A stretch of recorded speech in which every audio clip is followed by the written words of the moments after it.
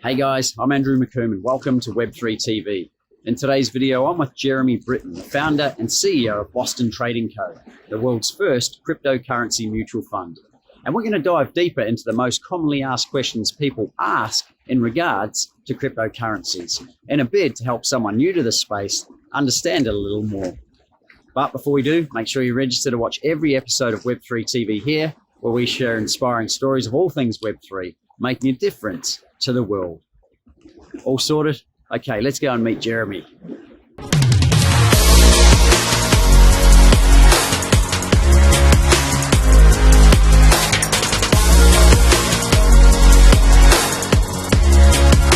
Okay guys, in this episode of Web3 TV, we've got Jeremy Britton again from Boston Trading Co. Jeremy, we want to ask you the most commonly asked questions in regards to cryptocurrency in a bid to help someone new to the space understand it a lot more.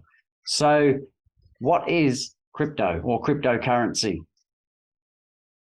I guess if you look at the traditional money system, back in the day we had shells, then we had gold, then we had silver, copper coins, paper notes, this sort of stuff. So cryptocurrency is basically a digital currency. There's a lot of different types of digital currency, lots of different types of cryptocurrency, depending on what sort of need that you have. Like some people might say, I want to invest in gold because it's a good hedge against inflation. Some people want to trade in cash. Some people want to swap mortgages for houses and things like that. So it's basically a digital version of the currencies and monies that we're using, assets that we're using, and it just allows faster settlements and obviously transparency so other people can see contracts have been exchanged, value has been sent. Excellent. Thanks, Jeremy. And you touched on then what types of crypto there are. Could you expand more on what some of them are, please? Mate, there's 20,000 different cryptocurrencies. Fortunately, someone very, very clever at Cointelegraph got all their research team onto looking at these different cryptocurrencies because there's literally so many came out. And at the end of the findings, end of the big study, they said 92% of them were scams. And you look at that and go, oh my God, that's ridiculous. But that doesn't damage the entire industry. It's just they lowered the barrier to a point where, like, if you let anybody list a company on the stock market, you're going to end up with a lot of rubbish. You're going to end up with Susie's lemonade stand and, Bob's cookie cutters and that sort of stuff. So the top 10% of the cryptos that are not scams that they found out actually do good things and they add good value. And these are the ones that you see year after year after year, even after we had like the pandemic or the 9/11 plane crash or whatever. There's still companies that you see making money in the stock market, and there's still companies that are going well in the crypto market. I wouldn't trust anybody who's had under 2 years experience in this market. Maybe under 5 years experience. I wouldn't trust them because they haven't lived through the peaks and the troughs and that sort of stuff. And same goes for the stock market, same goes for the traditional business market. If I said to you, I'm going to start a winery, can you give me some money so we can start this winery? You'd tell me, hell no, because I've got no experience in that. I've got no years of experience in making wine. So it's a lot of different crypto projects. It's hard to sort out which ones are rubbish and which ones are not. We've done very well with our company because I've got 30 years of experience picking the best stocks and shares for my clients. So we've got a little template that we go through and go bang, bang, bang, bang, bang. If it gets 8 out of 9, then we buy it. If it gets 3 out of 9, then we don't buy it. And we do the same thing for crypto. And we teach people for free how to do this themselves. It's a simple 4-step process. If you get 3 red flags, then you run away. If you get 1 red flag, maybe spend another hour on it. But usually within 5 minutes, you've either got 3 red flags or you've got 4 green ticks. And it's comparatively easy to pick the good projects that are going to be in business for the next 10 years once you know what you're doing. But you need someone to teach you what that process is. And again, we've been doing that for free for many years. Jeremy, there's a misconception out there that you can't use crypto to buy things in the real world. Is that true? Depends which world you live in. I know for me, I'm in Brisbane at the moment, and the Brisbane International Airport, every single merchant inside the Brisbane International Airport accepts Bitcoin. So you're buying T-shirts, you're buying sandwiches, you're buying coffee, you're buying whatever. And it's actually really great for the international airports because you think, if you're a Chinese businessman who's just come off a 10-hour flight from China, you get there, you're hungry, you're tired, you're sleepy, and then you've got to change your Chinese currency into Australian currency so you can buy an overpriced sandwich. And the person who's standing in front of you at the thing, they're charging you top dollar. They might be charging you 2 or 3% conversion fee. Whereas if you had Bitcoin, you could just walk in there and go, bang, I know exactly what the price is. Transfer doesn't go through the bank. There's no commission. There's no transfer fees, nothing like that. So also in Brisbane, there's a pizza place down the road that accepts Bitcoin. There's a Chinese restaurant that accepts Bitcoin. There's more and more merchants coming on board. And there's also what we call gateways. So Stripe and PayPal both have a facility where you can throw dollars in and buy Bitcoin or throw Bitcoin in and buy dollars. I've got this little thing you probably can't see. It's a crypto credit card, but it's a prepaid card. So for those people who are traveling, you don't want to risk losing your platinum card. You get a little prepaid card, you load it up with $500, and then you go and spend it and use it like a Visa card. And if you lose it, it doesn't matter because you've only lost the money that was on there. So I've got a crypto card which I can top up with cash in any currency in the world, US dollars or Australian dollars or whatever.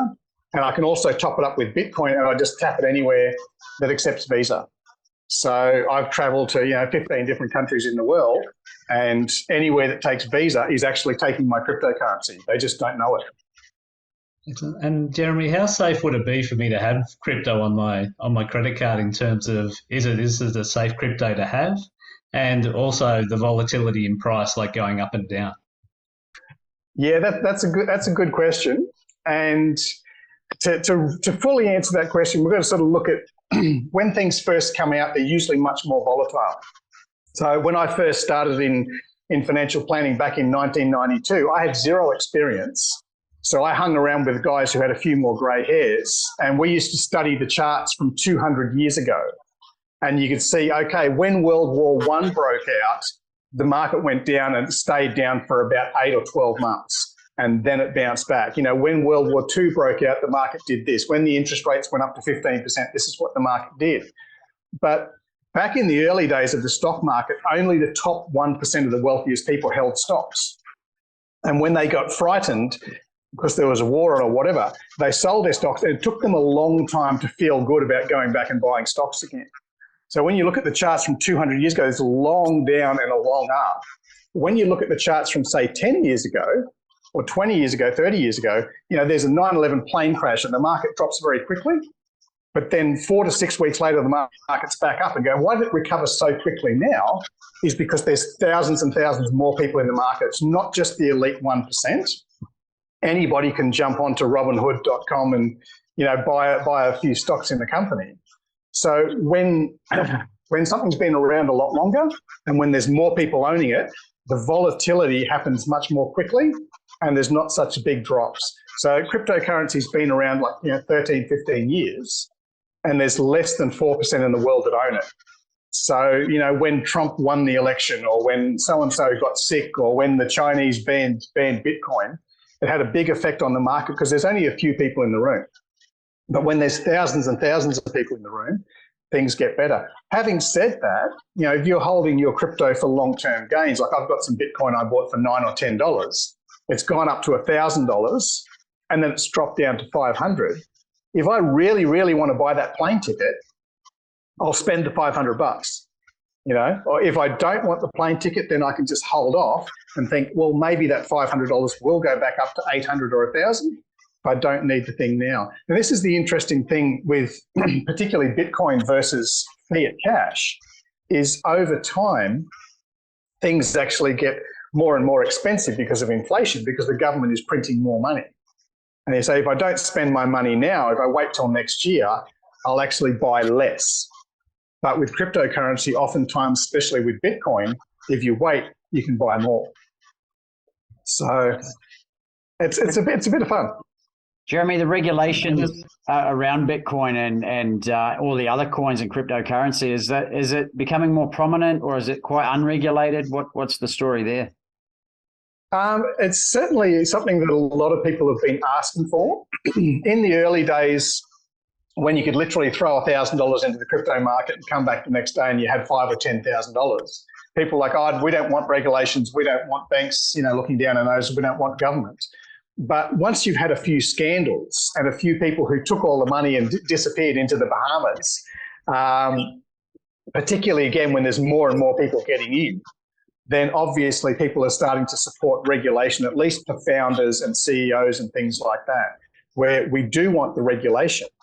Because in most countries, there is a few steps you have to jump through before you can become a director of a company. You've got to have criminal background checks. You can't be an undischarged bankrupt and so on and so forth. So as far as regulations, we want responsible people making these new things. You don't want to find out that your new cryptocurrency or your new web app or your new anything was created by someone with a criminal record who might take your money and disappear. You don't want to invest in a building company or, lay down 10% deposit for having your house built and then find those guys have disappeared to the Bahamas. So I support regulation, and this is something we put in the newsletter last month. Regulation, if it's too heavy, it'll stifle innovation. No one's going to be able to invent something if they have to spend hours and hours filling in government forms. But also the regulation's got to be heavy enough to stop the cowboys. Because even with the stock market, there's been guys who are put in jail, they bankrupted a company, and then they just changed their name and went and started another company. And we need a balanced regulation, and it will be very difficult. We've had conversations with the senators who are drafting the legislation. It's very difficult. I don't wish to have their job at all, but I do support at least a degree of regulation, at least on the founders, if not on the projects. Excellent. And Jeremy, what do banks think of crypto? Is it something that they see as a threat, or is it something they see as an additional product line potentially in the future? That's a great question, mate. That's sort of like saying, what do the dinosaurs think of the monkeys? Because we've still got a few dinosaurs running around today.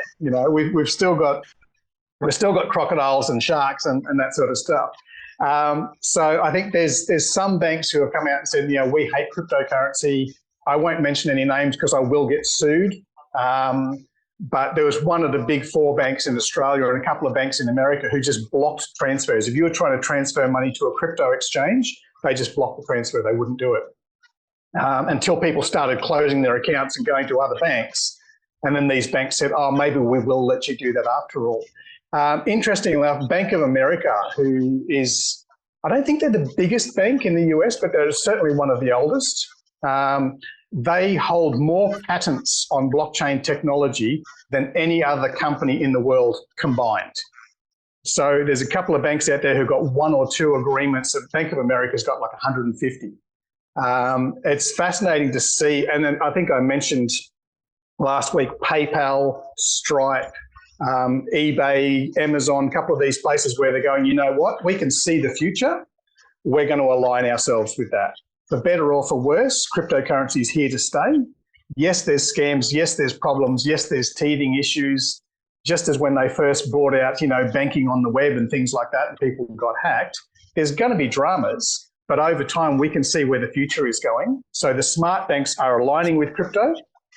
And we've even seen, Vanguard, BlackRock, JP Morgan, Chase Manhattan, these sort of guys are actually forming crypto divisions and crypto investment divisions because they can see this is where people want to be. They want transparency, they want trust, they want storage of value. So we're going to start offering these services, even without the draft legislation in place. So they're starting to do it. And, as I say, like the companies who jumped on the internet in the first early days, they're usually still here. The ones who said, oh, we're not advertising on the internet, we don't understand the internet, we're still going to hand out flyers in shopping centres. Well, geez, it's hard to find a shopping centre anymore. And most of those companies who stayed with their old methods are gone. Jeremy, the speed of the digital currency of crypto, the trust element, the transparency and the store of value, other than that, are there other reasons why cryptos are deemed valuable nowadays? Sorry, I'm having a laugh. I'm just thinking that the people who bought the digital artworks and the world's first tweet and that sort of stuff, because those things were deemed very valuable. And then within 12 months, they'd lost 99% of their value. So there's some things which, I don't know, I'm going to be nice and say that most of these people didn't deliberately try to defraud people. But if you're being sold something that nobody else values, it's going to be very difficult for you to sell it. So I don't know who your favorite rock band is or who your favorite author is, but if it's some obscure one that no one's ever heard of and you've got their first album, their first concert ticket, that's good for you, you know. But if you've got the first Superman comic or the first Phantom comic and there's tens of thousands of fans of that particular genre, that's going to be very, very valuable. So there's a lot of cryptocurrencies, there's a lot of projects that come out. The digital artworks is just one that I have a laugh at because art is very, very subjective. But then you can actually get house deeds. So to prove ownership of a house, you can have, you know, a blockchain solution for that. Blockchain solution for who owns shares in a company. So you might own 1,000 shares in XYZ company, but if you had no money one day and you wanted to buy a burger, can you transfer me one share of that company? Because that's the thing that you've got that's valuable. But how do you transfer one share of that company to me that might be worth $10 so you can buy a burger? It can't be done unless you're using the blockchain. And that's where you can send, you know, a millionth of one piece of Ethereum or a millionth of one piece of Bitcoin or something like that. So there's a lot of great solutions coming out. Again, there's also a lot of rubbish. So it's just up to the person to educate themselves a little bit and start to ask what's going to be valuable in 5 years' time. And it's probably not going to be the ugly JPEGs. Got you. So to put it in a nutshell, when I put money into crypto, am I really gambling to try and get a quick win, or is it a viable long-term investment? The question would be like, it's again, comparing crypto market to the stock market, because there were some people who bought into some little mining company that no one ever heard of. Maybe you had some inside information for the guy who worked there or something like that. And then that little tiny mining company all of a sudden discovers a big coal seam or natural gas or gold or whatever. And it's possible in the stock market to make gains of 1,000% in a year. It's possible in crypto to make gains of 10,000% in a year. But those ones are few and far between. Like I've seen it happen maybe 6 or 7 times out of 20,000 different crypto projects. So, you know, everyone's got a story about my best friend's cousin's sister's nephew, next door neighbor won the lottery. But have you ever spoken to someone who won the lottery? Because I certainly haven't, right? It's all these stories about someone did something, and it's usually a third-party story that becomes an urban legend. So, you know, I'll tell you honestly, of those 7 that made more than 10,000%, I caught 4 of them, okay? But I caught 4 of them because I knew what I was doing and I was researching them before anybody else was researching them. I didn't have any inside information. I just knew what to look for, knew the 4 fundamental projects to look for. So for anybody who's getting into crypto for the first time, if you've got $50, sure, throw it into Dogecoin or something like that. Who cares, right? But if you've got $1,000 and you want to wake up next year and still have $1,000, then you want to invest in some decent companies. And you can either learn how to do that yourself, or you can actually have a fund manager do it for you. So, you know, there's some of us who wash our own cars and change our own oil and mow our own lawns. And then there's some people who get to the stage of life say, look, I don't want to do that anymore. I'm going to pay someone to mow my lawn. I'm going to pay someone to wash my car. And whatever stage you're at doesn't matter. There's no judgment. It's just, if you want to do it yourself, we'll teach you how to do it yourself. It takes 5 minutes. If you want someone to do it for you, we'll do it for you, but obviously we're going to charge you. And it's like 85% of people in Australia, 90% of people in the US do not run their own self-managed super funds. They don't run their own 401k. They give it to Rothschild or Vanguard or BlackRock or someone like that who runs it for them and just charges them a couple of percent a year. So there is the 10% of people who want to do it themselves. That's fine. Go off and do it, but make sure you're doing it properly. When you are going off as a beginner in this space, Jeremy, what are those 4 key components that you talk about with you've got an anagram that you mentioned to do with coin? Yes. What is that? What are those 4? So grab your pens, everybody grab a pen. Coin, C-O-I-N, write it vertically down the page. We do go into it a bit more depth on the Crillionaire website, so there'll be a link to the Crillionaire website down there. But COIN is basically looking at the CEO, looking at the C-suite, CFO, CMO, all of these guys, making sure they're actually legitimate people, making sure they've got the experience, making sure their profile on LinkedIn says they've been working at the company for 5 years, they didn't just join up last Tuesday, or they're actually, Google them to check they're actually real people. LinkedIn is good because LinkedIn is policed. Anybody can be anybody on Facebook. I can be Elon Musk on Twitter. I can be Gloria Steinem on Facebook, but LinkedIn is actually policed. So check them out on LinkedIn, and that's your first, red or green tick. Check the C-suite, see if they know what they're doing, see if they're real people.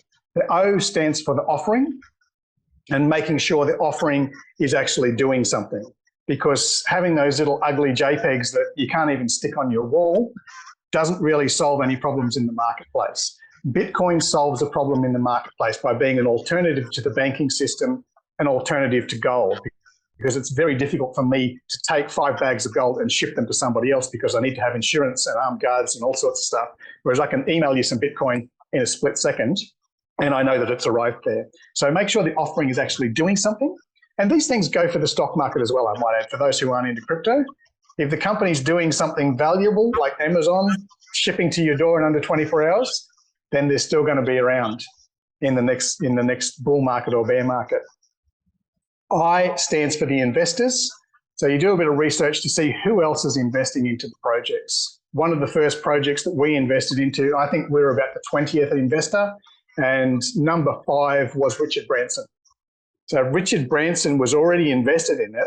Obviously, he'd got his aides, he'd got his analysts to check over the project and make sure it was a decent project.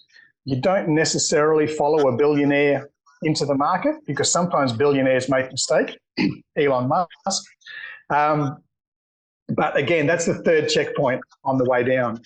And finally, N is for network. So once you've bought this thing, at some stage you're going to want to sell it.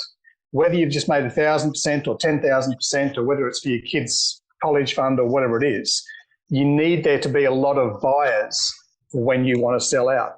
So household name companies like IBM or Apple or Tesla or Amazon or Facebook, there's a lot of buyers. Even if the market is down, even if your stock has dropped in half, there's people there who are willing to buy it from you. So you need a strong network around the coin, because when the time comes for you to sell, you want to make sure that someone else is actually there going to buy it from you. So COIN, again, simple process, takes 5 minutes, and it allows you to cull a lot of the rubbish out before you actually get to the good ones. Well, there it is, guys. We hope you've enjoyed these frequently asked questions. If you've got any other questions or comments for Jeremy, feel free to put them in the comments below, and we'll see you next time. Thank you. Well, there it is, guys. I hope you enjoyed this Web3 TV episode. If you've got any questions, leave them in the comments below. And remember, if you'd like to watch every episode of Web3 TV, visit the link below or subscribe to our channel. And remember to hit the bell icon so that we can notify you every time a new episode is released. I'm Andrew McComb, and I look forward to sharing more inspiring Web3 TV episodes making a difference to the world. I'll see you soon.